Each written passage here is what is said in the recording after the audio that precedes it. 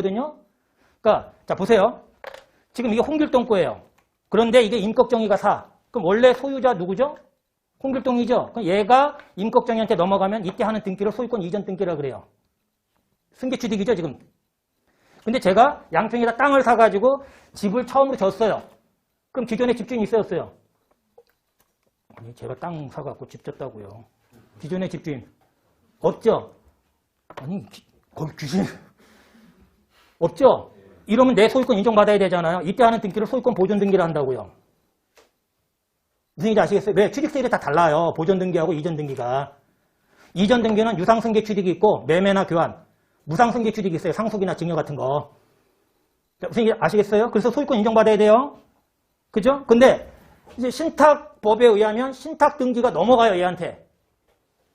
그런데 진짜 넘어간 거예요? 형식적으로 신탁법 규정에 의해서 넘어간 거예요? 형식적으로 넘어간 거죠? 근데 나중에 신탁이 만료가 되면 다시 이전 찾아오는 등기를 해요. 신탁 등기로. 이렇게 맞으니까. 그래서 부가가치세법에서 뭐라고 배우셨어요? 신탁 재산에 대해서 계약을 체결할 때 재화의 공급으로 보지 않겠다. 계약이 만료돼서 찾아오는 거 재화의 공급으로 보지 않겠다. 수탁자가 변경되는 새로운 신탁 등기에 대해서도 재화의 공급으로 보지 않겠다가 들어왔다는 거죠. 그런데 지금 그거 하고 싶은 게 아니고 신탁에 대한 개념을 좀 잡아드린 거고. 근데 이 위탁자하고 수탁자가 신탁계약을 체결을 해요. 그러면 이 신탁재산이 있겠죠? 뭐 제일 많은 부동산으로 할게요. 자, 부동산이에요. 그러면 이때 소득이 생길 수 있어요? 없어요? 이 신탁재산에. 있죠? 그쵸? 그러면 납세의무자를 누구로 볼 거냐는 거예요. 납세의무자를. 그러면 잘 생각해 보세요. 제가 이 부동산 신탁을 맡겼어요. 이게 알파 신탁이에요. 저는 홍길동이고, 법인으로 해야 되는구나. 제가 알파예요. 지금 뭐 소득세도 마찬가지예요. 근데 지금 소득세라면, 개인이라면 소득세 적용받는 거고, 법인세는 이제 법인이 때 적용받는 거죠. 자, 저는 알파가 부동산을 갖고 있고, 얘가 얼음파 신탁이에요. 얘는. 예?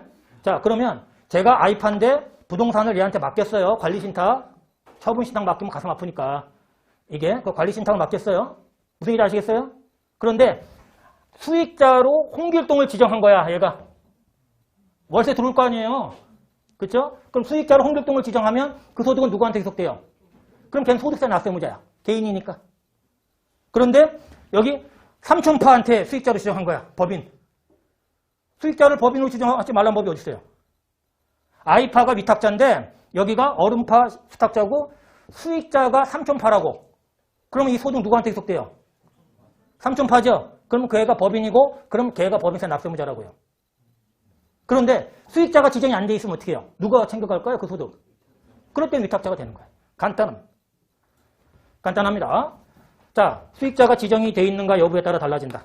수익자가 지정이 돼 있다. 그러면 누가 납세의무자라고요? 수익자, 이거는 된다 의미의 동그라미예요. 네, 수익자. 그런데 수익자가 지정이 안 돼 있어요. 그러니까 이 금전 신탁이 아니라 부동산 신탁을 생각하시고 우리 보험 들으면 수익자를 딸내미로 지정할 수도 있잖아요. 제가 계약자가 되고 보통 계약자라는 건 돈 내는 사람이고 수익자는 나중에 챙겨가는 자잖아요. 그렇죠? 자, 수익자가 지정이 안 돼 있어요. 그러면 누가 납세의무자가 돼야 돼요? 위탁자가 돼야 된다는 거죠. 근데 이건 작년에도 이랬어요. 근데 작년에 또 이랬는데 여기에 뭐가 들어왔냐면 얘가 이걸 실질 통제할 수 있다. 이 신탁 상품을 그 실질 통제라는 게 뭐냐면 수익자 변경권을 갖고 있다든지 계약 해지권을 행사할 수 있게끔 계약서에 명시가 돼 있다. 뭐 그런 거까지 모르셔도 돼요. 나중에 합격해서 보셔도 되는데 그렇게 위탁자가 실질 통제권을 행사할 수 있다면 위탁자를 납세의무자로 보겠다라는 규정을 끌고 들어왔어요. 이게 자 위탁자가 실질 통제할 수 있는 이 신탁 상품에 대해서 근데 실질 통제할 수 있는 가장 핵심적인 거는 이 수익자를 바꿀 수 있느냐 또는 계약 해지권을 행사할 수 있는 여러 가지 한 3가지 정도가 있는데 그런 부분 갖고 이제 과세관청이 판단하게끔은 들어왔습니다. 이제 그래서 이때 납세의무자는 위탁자다. 이게 이제 추가가 된 거죠. 작년에 요까지만 있었는데.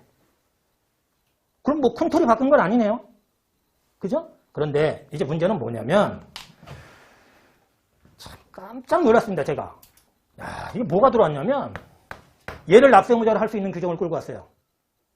얘를 납세무자로 할 수 있는 부동산 신탁회사가 법인세 내래요. 부동산 신탁회사가 근데 내래요가 아니라 낼 수 있대요. 이렇게. 물론 부동산 신탁회사가 바보예요. 지 돈 내겠어요? 위탁자한테 받아서 내겠죠? 그리고 수수료 더 달라고 하겠죠? 그렇죠?